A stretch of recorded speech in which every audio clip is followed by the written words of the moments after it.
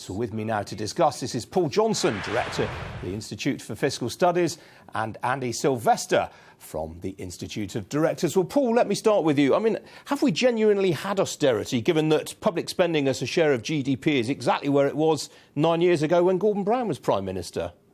You're right, it is exactly where it was back in 2008 after 10 years of Labour government. But yes, we have had austerity because what's happened, of course, is the economy is much, much smaller than we expected it to be back then. Spending rose pretty rapidly up till 2010, and it's been reeled back in since then. And we've seen the austerity differently in different areas. The state's the same size, but it's spending quite a lot more on things like pensioner benefits and actually on health, and quite a lot less on a lot of other things, including justice, police, prisons, defence and education. Now, before the election, Paul, you were quite critical of both the major parties. You said that Labour's plans didn't add up. They wanted to raise more. They wanted to spend more than they could possibly raise in taxes. And you said the Conservatives were also kidding themselves if they thought they could maintain current levels of public spending at current levels of taxation. Have you heard anything from either side since to reassure you? Well, not particularly. I mean, we know, looking at where the government is, we know that actually the first 3 years, say, of austerity up till 2013, 2014 went pretty well, actually. Spending cuts were brought in, and you couldn't see much in terms of public services getting much worse.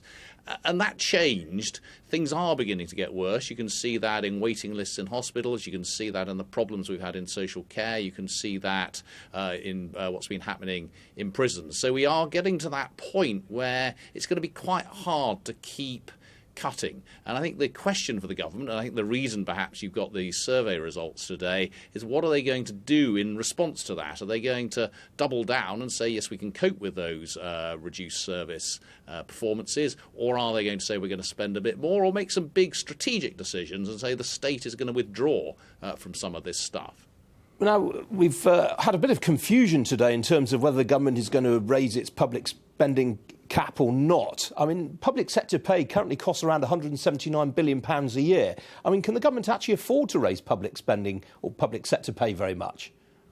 Well, there's as ever, there's a balance and a trade-off here. And what we've seen over the last decade or so is that everybody's had a terrible time in terms of their earnings, and actually public sector workers have done badly, but they haven't done any worse than workers in the private sector if you look over the last decade. But we are getting to the point where if the government does keep its cap on public pay, then over the next 2 or 3 years, the public sector will fall behind the private sector. So it may find it has to do something about pay to avoid losing people, having vacancies, not being able to retain and recruit the people that they need. But as your numbers suggest, it is expensive. £180 billion a year, every 1% costs you nearly £2 billion. So even if we were just to increase pay by an extra 3% over the next 3 years, that would be costing you a good £6 billion extra by 2020.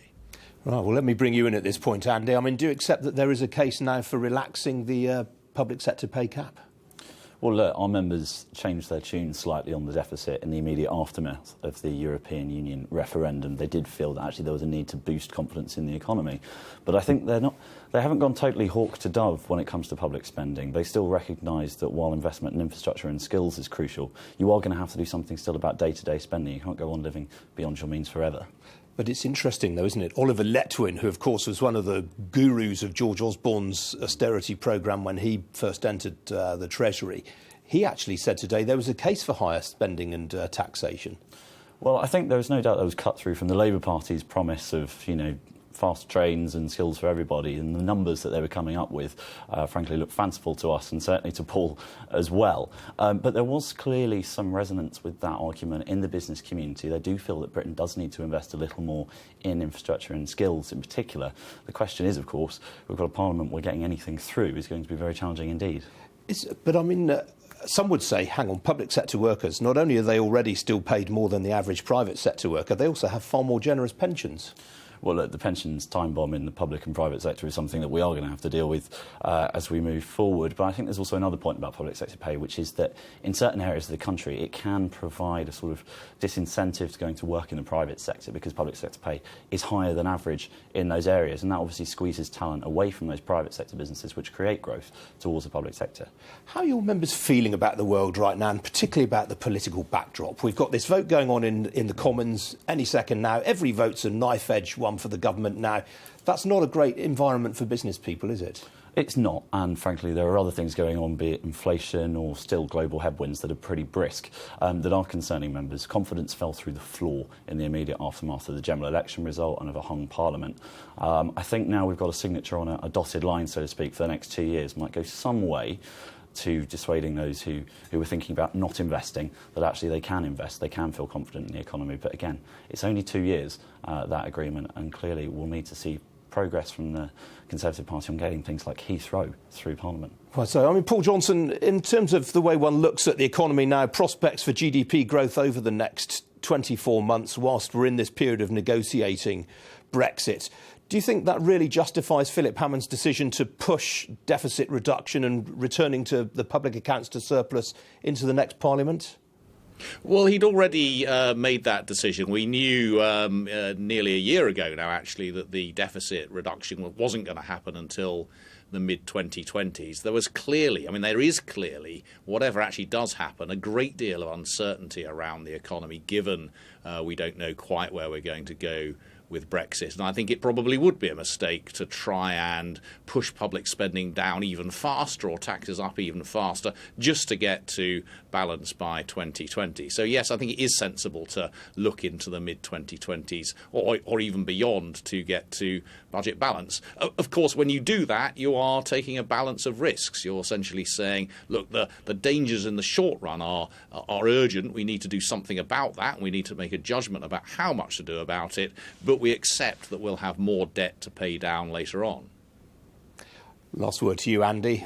How concerned are you about GDP growth right now? Are there risks to the downside given this political instability? I think the real question is about investment, and we probably won't feel it this year or next year, but it's about 5 years' time. If businesses aren't investing now, if they don't have the confidence to make those big decisions, if they're pausing over that big red button, then I'm afraid the productivity estimates look pretty heroic. All right, Andy Silvester from the Institute of Directors, Paul Johnson from the Institute of Fiscal Studies. Good to see you both.